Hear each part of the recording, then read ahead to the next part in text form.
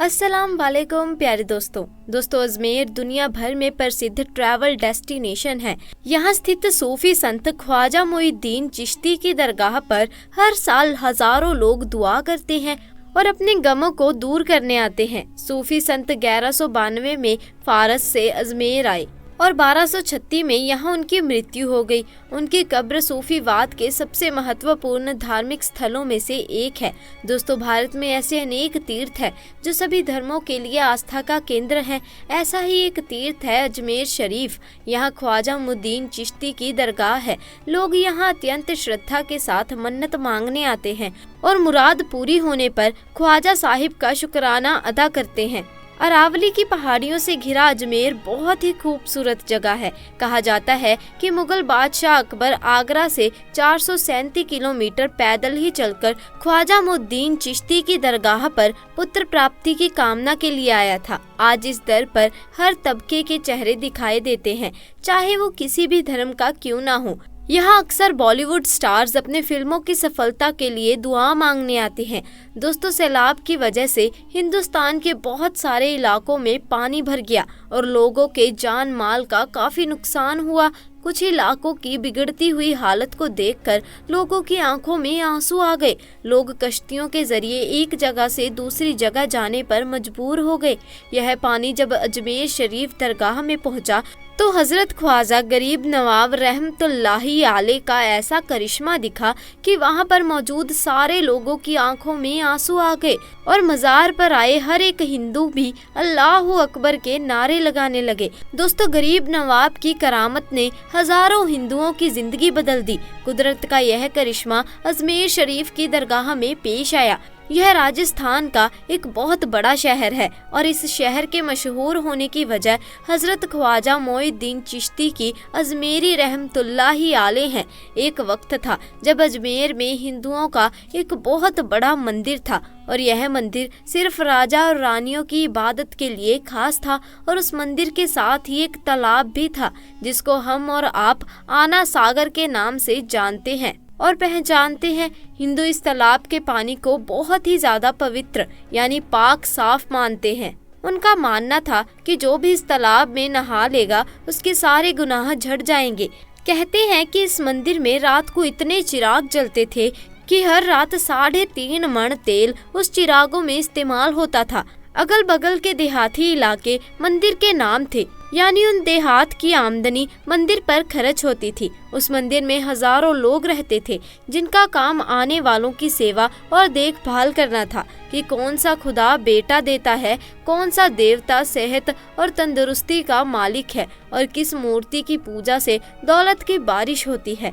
हजरत ख्वाजा गरीब नवाब रहमतुल्लाहि अलैह उस मंदिर के पास चले गए और आना सागर से कुछ दूरी पर चटाई बिछाकर अपने मुर्दों के साथ बैठ गए और उसी वक्त असर का वक्त हो गया। लिहाजा आप रहमतुल्लाहि अलैह ने हजरत कुतुबुद्दीन बख्तियार काकी रहमतुल्लाहि अलैह से रज़ान देने को कहा।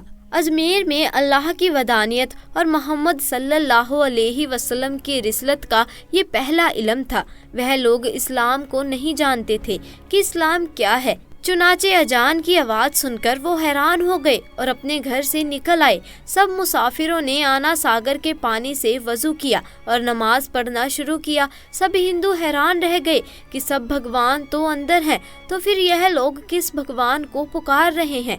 जब शाम हुई तो राजा के ऊंट जो दिन भर चरने के लिए गए हुए थे अपने चरवाहों के साथ वापिस आने लगे। इत्तफाक से जहां ख्वाजा गरीब नवाब रहमतुल्लाहि अलैह अपने साथियों के साथ बैठे हुए थे वह जगह राजा के ऊँटों के बैठने की जगह थी। चरवाहों ने ख्वाजा गरीब नवाब रहमतुल्लाहि अलैह से कहा, उठो बाबा, ऊँटों के बैठने की जगह खाली करो। आप रहमतुल्लाहि अलैह ने फरमाया कि इतना बड़ा मैदान पड़ा है, ऊँट तो कहीं भी बैठ सकते हैं, क्यों मुसाफिरों को तंग करते हो। लेकिन वह ना माना और जिद कर रहे थे कि ऊँट इसी जगह पर बैठेंगे।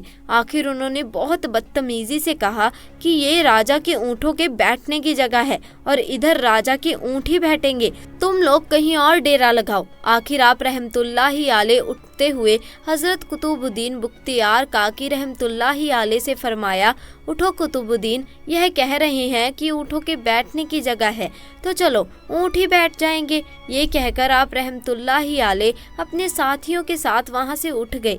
अगली सुबह जब ऊँटों का चरने का वक्त आया और उनको चराने के लिए जाने लगे तो चरवाहों ने ऊँटों को उठाना चाहा, लेकिन पता नहीं वो ऊँट तो उठने के काबिल ही नहीं थे। उन्होंने ऊँट को मार मार कर जबरदस्ती उठाना चाहा, लेकिन वह बैठे ही रहे। चरवाहे बहुत ज्यादा परेशान थे कि जो ऊँट उनके एक इशारे पर उठ जाते थे, आज क्या हो गया, क्यों नहीं उठ पा रहे हैं। आखिर उन्हें याद आया कि कल उस मुसाफिर फकीर ने कहा था कि चलो ऊँट ही बैठे रहेंगे। लोग इकट्ठा होना शुरू हो गए।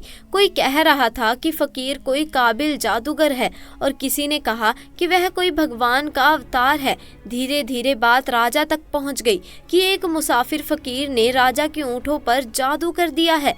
राजा ने ख्वाजा गरीब नवाब रहमतुल्लाहि अलैह को पैगाम भेजा कि तुम कैसे फकीर हो जो बेजुबानों को बांध कर रखते हो, यह बेचारे भूख प्यास से मर जाएंगे, इसीलिए मेहरबानी करके अपना जादू वापस ले लो। आप रहमतुल्लाहि अलैह ने फरमाया कि हम मुसलमान हैं और मुसलमान बद्दुआ नहीं करते, ना ही जादू करते हैं। जाओ कहो जिसके हुक्म से बैठे थे उसी के हुक्म से उठ खड़े हो जाओ। अब जो जाकर उठाया ऊँट फौरन उठ गए और हिंदुओं की दिलचस्पी उन मुसाफिरों में बढ़ने लगी। 5 वक्त अजान होती और नमाज की अदायगी की जाती। आखिर राजा तक यह बात पहुंच गई। कुछ फकीर आए जो मुसलमान हैं, 5 वक्त अजान देते हैं और हमारे पवित्र तालाब को हाथ मुंह धोकर भ्रष्ट करते हैं, यानी कि नापाक कर देते हैं। और तो और हमारे धर्म के खिलाफ बातें करते हैं, कहते हैं कि मूर्तियां पूजने के काबिल नहीं हैं, यह तो सिर्फ पत्थर है, इसीलिए इन्हें यहाँ से उठाया जाना चाहिए। राजा ने फकीरों को पैगाम भिजवाया कि तुम लोग मांस गोश्त खाते हो, हमारे धर्म के खिलाफ बोलते हो और तो और हमारे पाक तालाब को अपने हाथ डालकर नापाक करते हो, जो हम बर्दाश्त नहीं कर सकते, इसीलिए तुम लोग यहाँ से चले जाओ। आप रहमतुल्लाहि अलैह ने फरमाया कि और भी तो दुनिया आती है, हमारे पानी पी लेने से कौन सी कमी आ जाएगी। लेकिन वो कहने लगे कि वह सब हमारे अपने धर्म के लोग हैं और तुम दूसरे धर्म के हो। आइंदा तुम लोगों ने तालाब को नापाक किया तो हम बर्दाश्त नहीं करेंगे। आप रहमतुल्लाहि अलैह हजरत कुतुबुद्दीन बख्तियार काकी रहमतुल्लाह अलैह से फरमाया, कुतुबुद्दीन शायद ये लोग आइंदा हमारे पानी पी लेने पर कोई लड़ाई झगड़ा करेंगे। जाओ एक मशकीजा पानी ले आओ ताकि जरूरत के वक्त कुछ तो पानी मौजूद हो। लिहाजा हजरत कुतुबुद्दीन बख्तियार काकी रहमतुल्लाहि अलैह ने उनसे फरमाया कि चलो हम मशकीजा भर लेते हैं। वो इस शर्त पर मान गए कि तुम्हारा जिस्म पानी से छूना नहीं चाहिए। हजरत कुतुबुद्दीन बख्तियार काकी रहमतुल्लाहि अलैह तालाब की सीढ़ियों पर जाकर बैठे और मुखीजा पानी में डुबो दिया। जब वो भर गया तो हजरत कुतुबुद्दीन बख्तियार काकी रहमतुल्लाहि अलैह ने वो मुखीजा ऊपर खींचा, लेकिन जैसे ही मशकीजा पानी से बाहर निकला, आना सागर का पानी सूख चुका था। ऐसा लग रहा था कि आना सागर का सारा पानी मुशकीजा में बंद हो गया था। आना सागर का सूखना था कि पूरे अजमेर में कोहराम मच गया और वह रो रहे थे कि जो हम गुनाहों की खतरियाँ लाते हैं वो आना सागर में घुसल करके उनसे छुटकारा पा लेते हैं।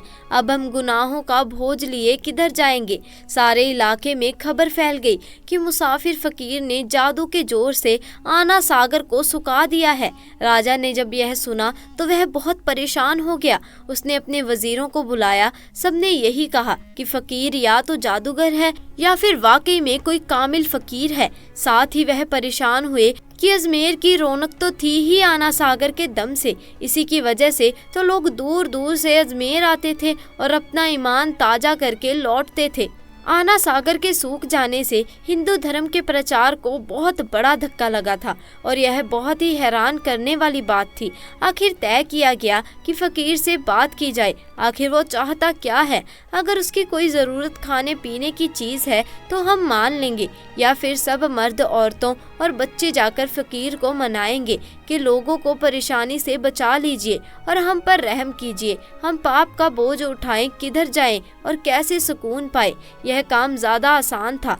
लिहाजा सारे लोग बाबा साहिब रहमतुल्लाहि अलैह के पास आए और बोले, बाबा तुम भी वजू कर लिया करना, लेकिन भगवान के वास्ते हमारा आना सागर हमें लौटा दो। आप रहमतुल्लाहि आले ने हजरत कुतुबुद्दीन बख्तियार काकी रहमतुल्लाहि आले से फरमाया, जाओ हजरत कुतुबुद्दीन मुखशीजा वापस तालाब में डाल दो। जैसे ही मुखशीजा तालाब में उल्टा गया तो आना सागर किनारों तक उछल आया। उस पानी ने कई दिलों को धो डाला। हिंदू कौम की अपनी तारीखी किताबों में भी हिंदू इश्तिहार इस बात को मानते हैं कि उस शाम 32,000 हिंदू कलमा पढ़कर मुसलमान हुए थे। उन हिंदुओं के मुसलमान हो जाने से हिंदू पंडितों और आम हिंदुओं में भी गम और गुस्से का तूफान उठ खड़ा हुआ था और वह सोच में पड़ गए थे कि फकीर अगर कुछ दिन और इधर रुक गया तो देवी देवताओं का तो नाम लेने वाला कोई भी नहीं होगा। लिहाजा लोगों ने राजा को मजबूर किया कि जल्द से जल्द कुछ किया जाए। राजा ने मंदिर के बड़े पंडित रामदेव को बुलाया और उसे बाबा साहिब रहमतुल्लाहि आले से मुलाकात करके जल्द से जल्द उन्हें हराने को कहा और अजमेर से बाहर निकाल देने का हुक्म दिया। रामदेव अपने वक्त का माना हुआ पंडित था जिसके इल्म में काबिलियत थी, दूर दूर तक धूम मची हुई थी। उसने राजा को यकीन दिलाया कि जल्द ही राजा को कोई अच्छी खबर सुनाएगा। रामदेव बाबा साहिब रहमतुल्लाहि आले के पास आए और उल्टे सीधे सवालात करने शुरू कर दिए। बाबा साहिब रहमतुल्लाहि आले चुप रहे। जब रामदेव ने हद से बढ़कर शोर मचाना शुरू किया तो बाबा साहिब रहमतुल्लाहि आले ने उसकी तरफ आंख उठाई और मुस्कुराए। फरमाया कि रामदेव तू शोर मचा रहा है पर मैं तेरे माथे पर ईमान का नोट चमकता देख रहा हूँ। इस निगाह और इस लहजे में न जाने क्या जादू था कि रामदेव कदमों में गिर गया और रोते हुए बोला, बाबा जिस धर्म के तुम हो उसी धर्म में मुझे भी शामिल कर लो। सब लोग जो यह सब देख रहे थे देखते ही रह गए, हैरान थे, परेशान थे कि यह क्या हुआ। जो खरीदने आया था वह खुद बिक चुका था, जो जीतने आया था वह हार चुका था। पंडित रामदेव खुद गाजा गरीब नवाब रहमतुल्लाहि आले के हाथों पर मुसलमान हो चुका था। सुभान अल्लाह दोस्तों, यह अल्लाह वालों की शान होती है। जब वह अल्लाह के हो जाते हैं तो सारी दुनिया उनकी हो जाती है। तो दोस्तों आज के लिए बस इतना ही। उम्मीद है आपको आज का वाक्य पसंद आया होगा। अगर वाक्य पसंद आया तो वीडियो को लाइक कीजिए, शेयर कीजिए और अगर आप हमारे चैनल पर नए हैं तो चैनल को जल्दी से जाकर सब्सक्राइब भी कर दीजिए। इंशाअल्लाह मुलाकात होगी ऐसे ही नए और दिलचस्प वाक्य के साथ। तब तक के लिए खुदा हाफिज़।